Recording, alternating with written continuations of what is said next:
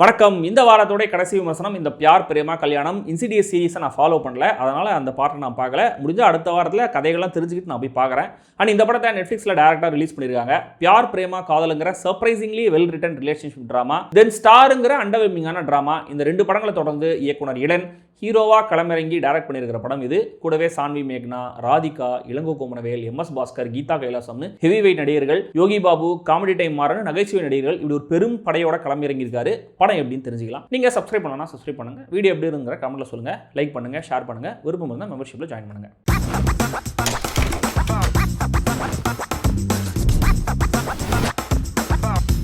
பியார் பிரேமா கல்யாணம். இளன் ஒரு good for nothing ஆளு. ஹார்ட் ஒர்க் பண்ண முடியாமல் துபாய் வேலையெல்லாம் விட்டு சென்னைக்கு வந்து டைம் பாஸ் பண்ணிட்டு இருக்காரு. இங்கேயே ஒரு பொண்ணை பார்த்து லவ் பண்ணி கல்யாணம் பண்ணுறது தான் அவருடைய எண்ணம். அப்படி அவர் கிடைக்கிற பொண்ணு தான் பவித்ரா. பர்பிள் பவி அப்படின்னு ஒரு பாப்புலரான இன்ஃப்ளூயன்சராக இருக்காங்க. பட் கல்யாணம் முடிஞ்சதும் மணமேடையை விட்டு ஓடிடுறாங்க பவித்ரா. அதுக்கு காரணம் அப்பா அம்மா நாய்க்குட்டின்னு எல்லாத்தையும் விட்டுட்டு பையனுடைய வீட்டுக்கு போனவா அப்படிங்கிற கவலை தான். இதுக்கப்புறம் என்ன ஆச்சு? காலங்காலமாக ஃபாலோ பண்ணிட்டு வர அந்த சோஷியல் நார்ம்ஸை பிரேக் பண்ண ட்ரை பண்ணும்போது நடக்கிற கொலாட்ரல் டேமேஜ் என்னென்ன, இதையெல்லாம் தாண்டி இந்த ரிலேஷன்ஷிப் சர்வைவ் ஆச்சா இல்லையா, இதெல்லாம் தான் இந்த பியார் பிரேமா கல்யாணம்.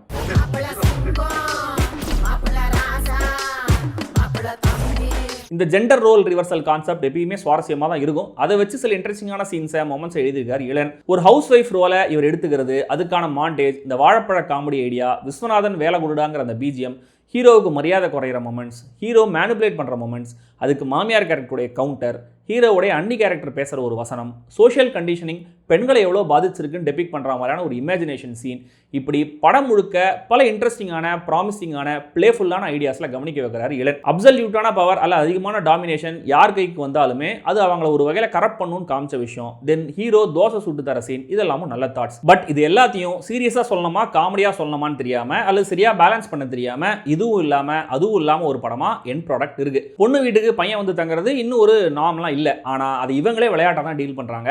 ஆரம்பிக்கும் போது கிச்சு கிச்சு மூடிட்டு டக்குன்னு சிறுப்பு நிறுத்தி சீரியஸாக யோசிங்க அப்படின்னு சொல்லும்போது அதை நம்மளால் பண்ண முடியல. நரேஷனும் அதுக்கு ஹெல்ப் பண்ணல. பவித்ரா கேரக்டர் டிவியில் போய் பேட்டி கொடுக்குற ஒரு சீன் இருக்குது. அகைன் இதுவுமே கூட ரொம்ப சீரியஸான டாப்பிக்கை பேசுகிற சீன் தான்.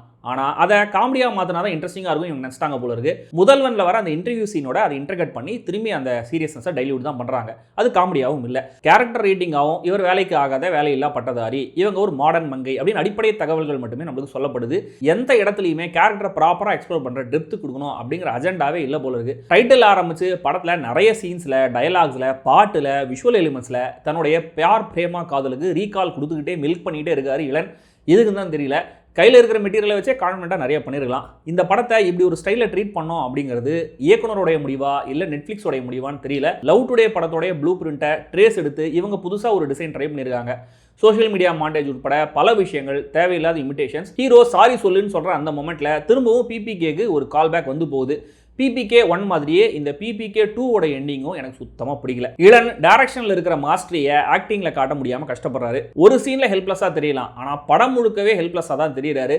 சான்வி மேக்னா சின்சியராக நடிச்சிருந்தாலும் அன்பே டயானா கோபி கேரக்டருடைய கசின் சிஸ்டர் மாதிரி ஒரு தமிழ் பேசுகிறாங்க, ஏன்னு தான் தெரியல. அண்ட் ஸ்டாண்ட் அவுட்டாக ராதிகா, கீதா கைலாசம் மாதிரியான நடிகர்களுக்கு இருக்கிற 1-2 சீன்ஸ் கூட இவங்களுக்கு இல்லை. சீனியர் ஆக்டர்ஸ் எல்லாருமே தங்களுடைய சீனியாரிட்டியை எக்ஸ்பீரியன்ஸை காட்டியிருக்காங்க. ஃப்ரெண்டு கேரக்டரில் யோகி பாபு மாறன் தவிர தீப்ஸும் நல்லாவே நடிச்சிருந்தாரு. முக்கியமாக இந்த ஹாஸ்பிட்டல் எபிசோடில் இவர் நல்லா ஸ்கோர் பண்ணுறாரு. சாவித்திரி அம்மா உயிரோட இல்லை தான் அதுக்காக அப்படின்னு சொல்கிறதெல்லாம் ஒரு நல்ல பஞ்சாக இருந்துச்சு. நெட்ஃப்ளிக்ஸோடைய குவாலிட்டியில் செம்ம கலர்ஃபுல்லாக ஐ பாப்பிங்னு சொல்கிற அளவுக்கு விஷுவல்ஸை ப்ரெசென்ட் பண்ணுறாரு சினிமாகிராஃபர் தினேஷ் பாபு. கலர் கிரேடிங்கும் ரொம்ப நல்லா இருந்தது. யுவன் சங்கர் ராஜா இசை அவருடைய 354வது கம்பேக் அப்படின்னு சொல்ல முடியலனாலுமே கூட படத்துடைய மூடுக்கு சிங்க்ல இருக்கு. ப்ரொடக்ஷன் டிசைனுக்கு ஒரு ஸ்பெஷல் மென்ஷன். மொத்தத்தில் இந்த பியார் பிரேமா கல்யாணம் ஒரு வானபி ஃபன் ராம்காமாக தான் தெரியுது. எடுத்துக்கிட்ட கான்செப்ட், சில சீன்ஸ், டயலாக்ஸ், மொமெண்ட்ஸில் இருந்த அந்த நாவல்ட்டி, ஓவராலாக இந்த படம் எடுக்கப்பட்ட விதத்தில் இருந்திருந்தா இன்னும் பெட்டரான எக்ஸ்பீரியன்ஸாக இந்த படம் இருந்திருக்கும். இப்போதைக்கு OTTங்கிறதுனால ஒரு நாட் பேட் சுமாரான படம் அப்படின்னு சொல்ல முடியுது. ட்ரை பண்ணலாம். நீங்கள் படத்துக்கு UA 13+ கொடுத்துருக்காங்க. ஆனால் ஓப்பனாகவே சென்சார் இல்லாமையே படத்தில் கெட்ட வார்த்தைகள் வருது, சில சென்சுவலான காட்சிகளும் இருக்குது. ஸோ கண்டிப்பாக இது குழந்தைகளுக்கான படம் கிடையாது.